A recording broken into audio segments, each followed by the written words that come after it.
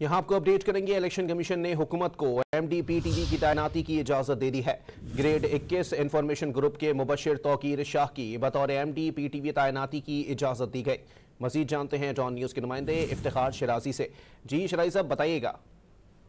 जी बिल्कुल, ऐसे में कि आज सेक्रेटरी इत्तलात की भी तबादला हुआ है और सहीरा को क्योंकि वहाँ पे सेक्रेटरी इत्तलात तैनात किया गया और उसके बाद अब पहली बार सेक्रेटरी इत्तलात और MDPTV की जो पोस्टें हैं उनको भी अलग कर दिया गया। इससे पहले हमने देखा है कि माजी करीब में सेक्रेटरी इत्तलात ही MDPTV हुआ करते थे या हुआ करती थी, लेकिन इस बार इस पोस्ट को अलग किया गया और ग्रेड 21 के सैयद मुबशिर तौकीर शाह को डेपुटेशन के ऊपर MDPTV तैनात कर दिया गया है। और इस हवाले से आज बाकायदा तौर पर इलेक्शन कमीशन की जानिब से जो इज़्ज़तनामा है और नोटिफिकेशन है उसका भी इजरा कर दिया गया है। हुकूमत पाकिस्तान ने निगरान हुकूमत इस हवाले से रिक्वेस्ट लेटर भिजवाया था, जिसके ऊपर इलेक्शन कमीशन ऑफ पाकिस्तान ने सैयद मुबशिर तौकीर शाह जो ग्रेड 21 में इंफॉर्मेशन ग्रुप के ऑफिसर है उनको MDPTV तैनात करने की बाकायदा तौर पर इजाज़त दे दी है। जी